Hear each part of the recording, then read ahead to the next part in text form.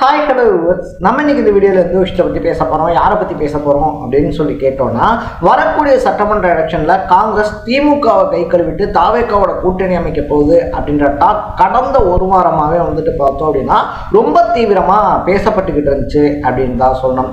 அதுக்கு முக்கியமான காரணம் என்ன அப்படின்னு சொல்லி பார்க்கும்போது, தாவேக்கா சார்பில் இருந்து 70க்கும் மேற்பட்ட தொகுதிகளை தர்றோம் அப்படின்னு சொல்லி சொன்னதோட மட்டும் இல்லாமல் ஜெயிச்சா துணை முதலமைச்சர் பதவியும் தர்றோம் அப்படின்ற ஆஃபரை கேட்டு ராகுல் காந்தி இருக்கார் இல்லையா, ரொம்பவே எக்ஸைட் ஆயிருந்தாரு அப்படின்னு சொல்லப்பட்டுச்சு.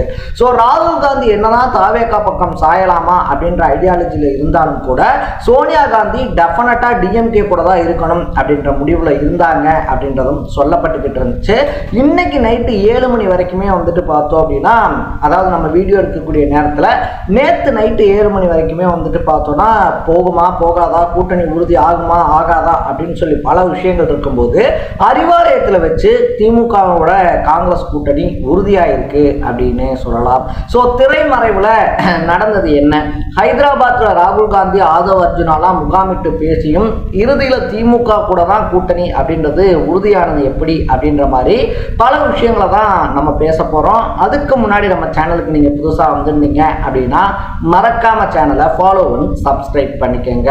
ஸோ ஃபர்ஸ்ட் ஆஃப் ஆல் பார்த்தோம் அப்படின்னா, ராகுல் காந்தி என்னதான் தாவேக்கா பக்கம் போகலாம் அப்படின்ற ஐடியாலஜியில் இருந்தாலும் கூட சோனியா காந்தியை பொறுத்த வரைக்குமே அவங்க சொன்ன விஷயம் என்னவா இருந்துச்சுன்னா, நம்ம இந்தியா கூட்டணி அப்படின்னு சொல்லிட்டு வலுவான ஒரு கூட்டணியை உருவாக்கிக்கிட்டு இருக்கோம்.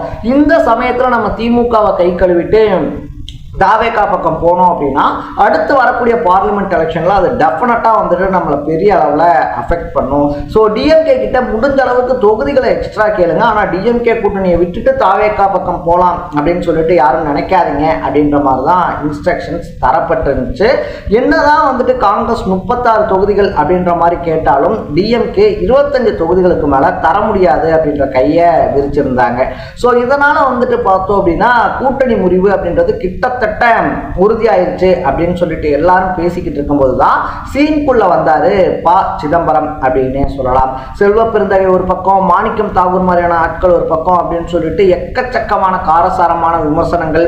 அதை தாண்டிய ஒருத்தர் ஒரு விஷயத்த சொன்னா அது அவங்களுடைய தனிப்பட்ட கருத்து, இவங்களுடைய தனிப்பட்ட கருத்து அப்படின்ற மாதிரியான விஷயங்கள் அப்படின்றது போய்கிட்டு இருக்கும்போது ப சிதம்பரம் டைரக்டா பார்த்தோம் அப்படின்னா சோனியா காந்திக்கே கால் பண்ணியிருக்காரு. இந்த மாதிரி ஸ்டாலின் ரொம்பவே சங்கடப்படுறாரு, கிட்டத்தட்ட 20 வருஷத்துக்கு மேல காங்கிரஸை நாங்க நல்லா தானே வச்சிருக்கோம், உங்களுக்கு என்னென்ன தேவையோ அதெல்லாம் நாங்க பண்ணி தந்துட்டு தானே இருக்கோம், டெல்லியில ராகுல் காந்தியை பவர்ஃபுல்லான ஆளா மாத்துறதுக்கான சப்போர்ட்டை நாங்க கொடுத்துட்டு தானே இருக்கோம், ஸோ நீங்க ஏன் இவ்வளோ காம்ப்ளிகேட் அப்படின்றத பண்ணிக்கிட்டு இருக்கீங்க, எங்களுக்கு வேற வேலையெல்லாம் இல்லையா, இன்னும் பிரச்சார வேலைகள் இருக்கு, தேர்தல் அறிக்கை வேலைகள் இருக்கு, அதை தாண்டி இன்னும் பல வேலைகள் அப்படின்றது இருக்கு. இந்த சமயத்துல இந்த கூட்டணி இஷ்யூ அப்படின்றது பெருசுபடுத்திக்கிட்டு இருந்தா சொல்ல முடியக்கூடிய ஒரு விஷயமா இல்லை, ரொம்ப சங்கடமா இருக்கு அப்படின்ற மாதிரியான விஷயங்களை சொல்லியிருக்காரு. இது அப்படியே சிதம்பரம் பார்த்தோம் அப்படின்னா சோனியா காந்தி கிட்ட ரிவீல் பண்ணியிருக்காரு. ஸோ சோனியா காந்தியுமே பார்த்தோம் அப்படின்னா சரி ஓகே நீங்க தொடர்ந்து பேச்சுவார்த்தையை நடத்துங்க, நான் ராகுல் காந்தி கிட்ட பேசிக்கிறேன் அப்படின்னு சொல்லிட்டு ராகுல் காந்தி கிட்ட பேசுறாங்க. ஸோ ராகுல் காந்தியை பொறுத்த வரைக்குமே 30 தொகுதிகள் அப்படின்றதையாவது கொடுக்க சொல்லுங்க, 30க்கும் மேற்பட்ட தொகுதிகளை கொடுக்க சொல்லுங்க, 30 தொகுதிகள் தர்றோம் அப்படின்னு சொன்னா கூட நமக்கு ஒன்றும் பிரச்சனை கிடையாது, நம்ம கண்டினியூ பண்ணலாம் அப்படின்ற மாதிரியான விஷயங்களை முன்வைக்கிறாரு. ஸோ தொடர்ந்து சிதம்பரம் பார்த்தோம் அப்படின்னா ஸ்டாலின் இருக்கார் இல்லையா, ஸ்டாலினோட பேசும்போது எங்களால் அதிகபட்சமாக பார்த்தோம்னா 28 தொகுதிகள் அப்படின்றத நாங்கள் கொடுக்குறோம், அதை தாண்டி பார்த்தோம் அப்படின்னா 2 ராஜ்யசபா எம்பி அப்படின்றத தரோம், ஒரு எம்பியை நீங்கள் இப்போ வாங்கிக்கங்க, இன்னொரு எம்பியை அடுத்த வருஷத்துல நீங்கள் வாங்கிக்கலாம், இதுதான் ஃபைனல் ஆஃபர் அப்படின்னு சொல்லிட்டு சொல்கிறாங்க. ஸோ இதையுமே பார்த்தோம் அப்படின்னா சிதம்பரம் இருக்கார் இல்லையா, சோனியா காந்தி கிட்ட எடுத்து சொல்கிறாங்க.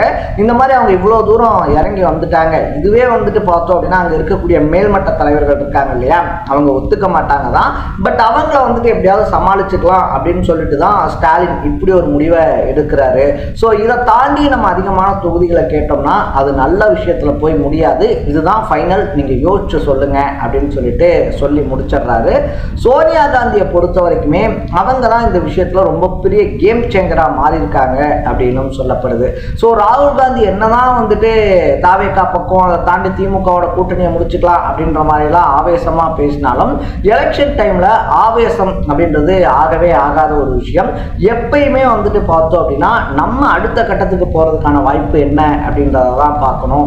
இப்ப திமுகவை கை கழுவுறது பிரச்சனை கிடையாது. பட் 2-3 வருஷத்துல மறுபடியும் எலெக்ஷன் அப்படின்றது வரும்போது அன்னைக்கு இதே திமுக நமக்கு சப்போர்ட் பண்ண மாட்டாங்க. அந்த நேரத்துல வந்துட்டு விஜய் அதுக்குள்ள அந்த ஷார்ட் டைம் பீரியட்குள்ள வந்துட்டு பிரதமர் ஆகக்கூடிய அளவுக்கு பெரிய பொலிட்டிக்கல் லீடரா ஓவரால் ஆல் ஸ்டேட்ஸ்லயும் காங்கிரஸ்க்கு சப்போர்ட் பண்ணக்கூடிய ஒரு தலைவரா உருவெடுப்பாரா அப்படின்னு சொல்லி கேட்டோம்னா அது டெஃபினட்டா கிடையாது. ஏன்னா எம்ஜிஆர் தொடங்கி ஜெயலலிதா தொடங்கி பல சகாப்தங்களை பார்த்தவங்க கூட அதுக்கு அடுத்த கட்டம் அப்படின்றது போகாம அந்தந்த மாநில அரசியலுக்குள்ளதான் இருந்திருக்காங்க. ஸோ அப்படிப்பட்ட ஒரு சுச்சுவேஷன்ல வந்துட்டு நம்ம விஜயை நம்பி மத்திய அரசாங்கத்துல நம்ம அமைச்சுக்கலாம் அப்படின்னு சொல்லிட்டு போனோம்னா அது டெஃபினட்டா ரொம்ப பெரிய ஒரு தவறான முடிவா முடியும். அதை தாண்டி காங்கிரஸினுடைய முடிவு அப்படின்றது எடுக்கப்படுறதுக்கான வாய்ப்பு இருக்கு. இதுதான் காங்கிரஸினுடைய முடிவு அப்படின்னு சொல்லிட்டு எல்லாரும் பேசப்படுறதுக்கான வாய்ப்புகள் இருக்கு அப்படின்னு சொல்லி தான் முடிஞ்ச அளவுக்கு சிதம்பரத்தையே புஷ் பண்ணியிருக்காங்க. சிதம்பரமும் மறுபடியும் 30க்கு மேற்பட்ட தொகுதிகள்லாம் கேட்டு பார்த்தாலும் திமுக இதுதான் இப்போதைக்கு முடியும் அப்படின்னு சொல்லி ஸ்ட்ராங்கா சொன்னதுனால வேற வழியே இல்லாம பார்த்தோம் அப்படின்னா கூட்டணிக்கான கையெழுத்து அப்படின்றது உறுதியா இருக்கு அப்படின்னு சொல்லலாம். ஸோ எப்படியாவது வந்துட்டு ராகுல் காந்தி இருக்கார் இல்லையா, அவரை கன்வின்ஸ் பண்ணி தாவேகா பக்கமா கூட்டிட்டு வந்துடலாம். தாவேகா பக்கம் காங்கிரஸ் வந்துருச்சு அப்படின்னா அது ரொம்ப பெரிய கூட்டணியா பேசப்படும் அப்படின்ற பகல் கனவு கண்டுகிட்டு இருந்த தாவேகாவுடைய கூட்டணி கனவு கலைஞ்சிருக்கு அப்படின்னு தான் சொல்லணும். ஆல்ரெடியே கட்சியில டிசம்பர் மாசத்துக்கு அப்புறம், ஜனவரி மாசத்துக்கு அப்புறம், பிப்ரவரி மாசத்துக்கு அப்புறம் அப்படின்னு சொல்லி இந்த மாசத்துக்கு அப்புறம் அவர் வரப்போறாரு, அந்த மாசத்துக்கு அப்புறம் இவர் வரப்போறாரு அப்படின்னு சொல்லி பல எக்ஸ்பெக்டேஷன் இருந்து எல்லாமே சுக்குநூறா உடஞ்சு போயிருந்த சுச்சுவேஷன்ல இறுதி ஆப்ஷனா இருந்த காங்கிரஸும் தாவேகாவை கை கழுவி இருக்கிறது அரசியல் வட்டாரங்கள்ல அதிர்ச்சியை ஏற்படுத்தி இருக்கு அப்படின்னு தான் சொல்லணும்.